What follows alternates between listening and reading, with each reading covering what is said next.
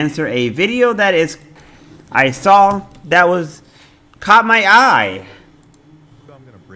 I want to tell you why I think I disagree with this man. Let me show you why. There are certain stats that you should stop stressing over, and after this revelation, you'll see just how meaningless a bunch of items of EverQuest really are. Now, this will not be a masterclass on stats, and most of the parses that I used for this analysis are between 1 and 3 hours in talking about stats in relation to trilogy-era EverQuest. If it is a trilogy, there are certain stats that are absolutely important. Take, for example, your max strength is capped at 255, and that increases your damage overall. And that is a big importance for melee. It even affects shamans when they're stabbing with their weapon. It is going to be capped though based on the weapon damage.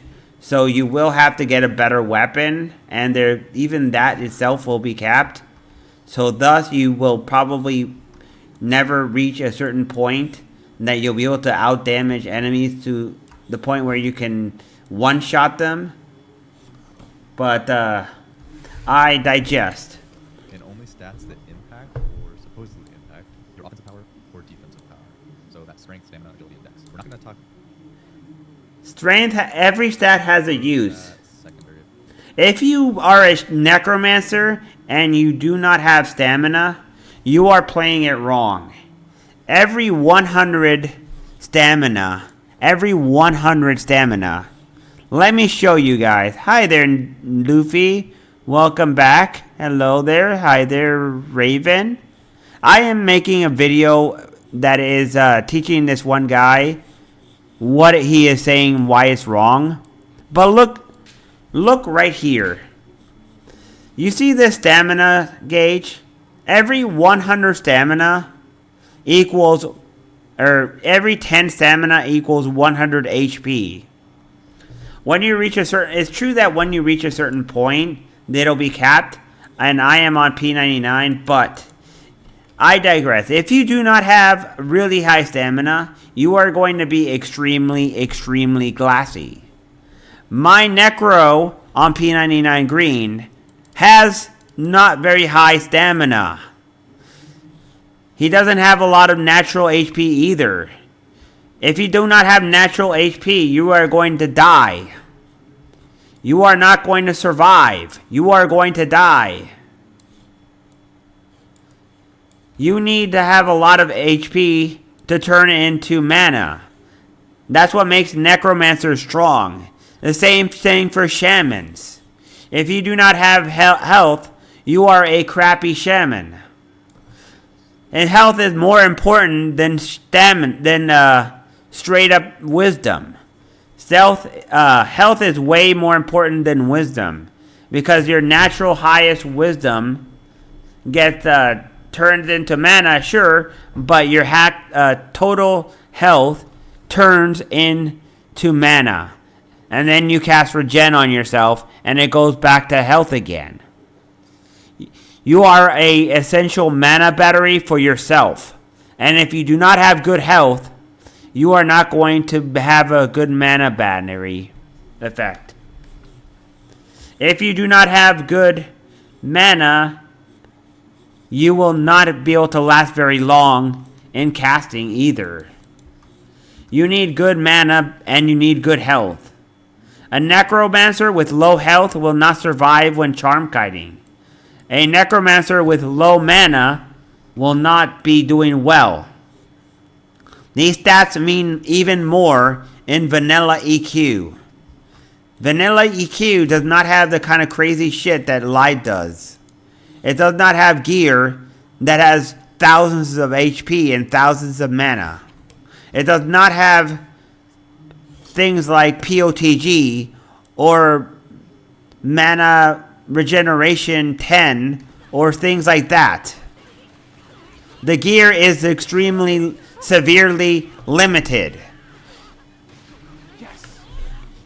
This is why he is wrong.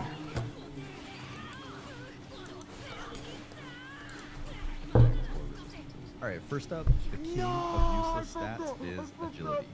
Tooltips in game. Never mind. What? No, I hit him. That's bullshit.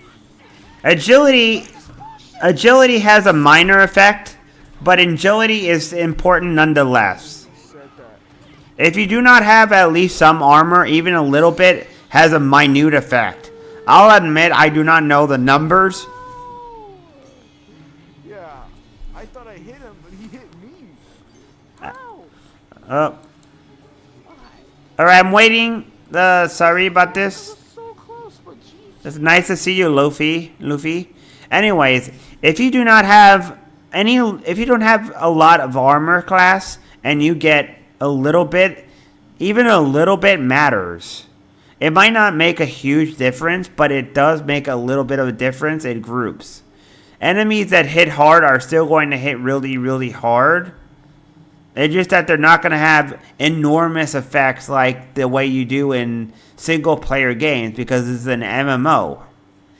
Enemies that are raid bosses have to hit harder than you do and hard enough to kill you because they are meant for groups of enemies or groups of players.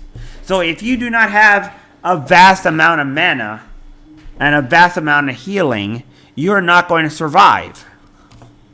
Tell you that agility should influence your AC and help you avoid Hold on, let me go back to that video. incoming damage, impacting how often NPCs will miss you. Alright, cool. So Okay. So for this test, I let a level 22 Need Light beat on a level 50 Monk with his back turn. His base agility was 1. Another thing, you do know that after 200, there is a detrimental effect on stat gains after 200, right? After 200, there's a detrimental effect, and I do not know if it takes effect also on agility, but most likely it does on agility and strength. 110. At that level, the Need Light landed a hit on him 35% of the time. And then after buffing his agility to 255 without directly adding any AC through gear or buffs, you can see that both the mitigation and avoidance side of the AC stat increase, which is what we expect. Now we let the Need Light beat on us again with 155 agility, and this time the Need Light Yep, 32. okay, So okay. 45 points of agility and reduce the mob's chance to hit 3 points. Not great. We can simplify this to hit you will decrease by 1%. Quote, if you like a lot of shit, right? Not really. First I focus. Alright, let's go on to dexterity. Tips tell us that it increases. Dexterity is a must.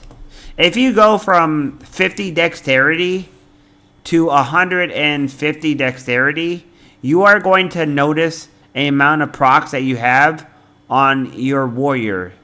And you should be wearing a weapon in each hand. You should have a main hand weapon and an offhand weapon.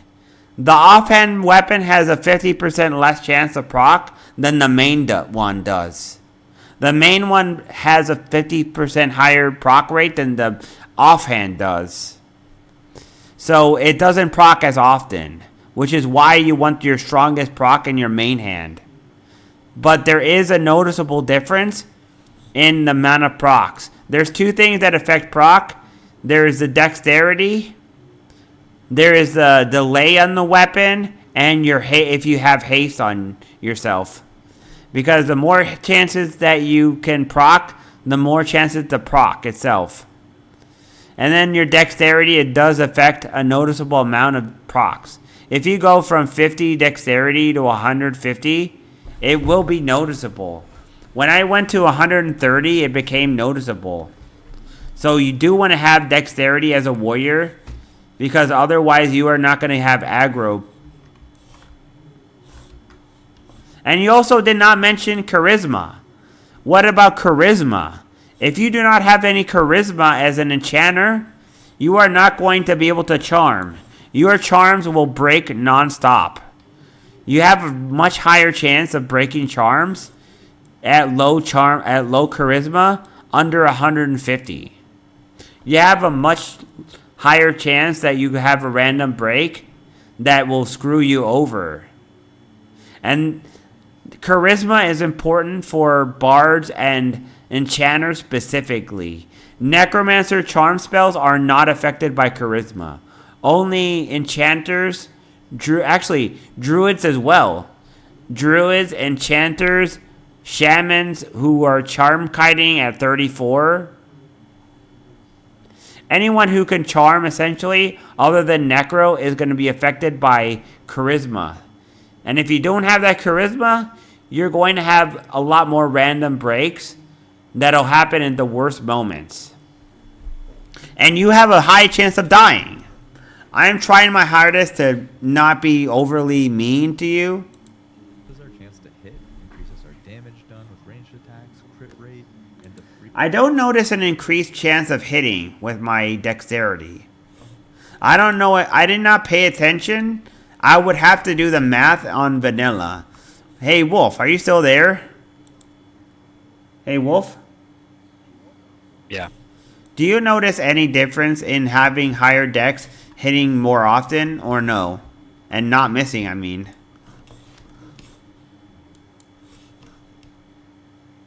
Well, I don't know. I don't really think about it too much. I'm answering this guy's video right now. I'm trying to answer as nice and positively as I can. Wow, that sounds like a lot of shit, right? Not really. But dexterity does help a lot. If you have a certain amount of dex, it's going to help you with procs. I do not know about the melee crit and all that, but you... Break down these games. Percent dexterity, 0.5, 10 strength. This is stamina. Raise and get a nice bonus chunk. Intelligence is just a stamina boost in mana. Like I said earlier, if you are in vanilla EQ or up to Kunark era, getting your gear to get your stats up to 200 is hard. That alone requires high-end gear and possibly even raid gear.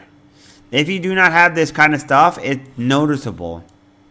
A necromancer who goes from, let's say, 1200 or 1150 HP to 1800 or even 1900 HP is going to have a noticeable amount of survivability. That 800 HP can be a life and death situation if you're fighting enemies, and you'll survive longer.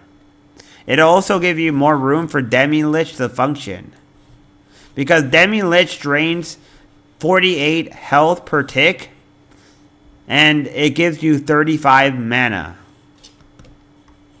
So it is definitely noticeable, and there are certain spells that cost a certain amount of mana.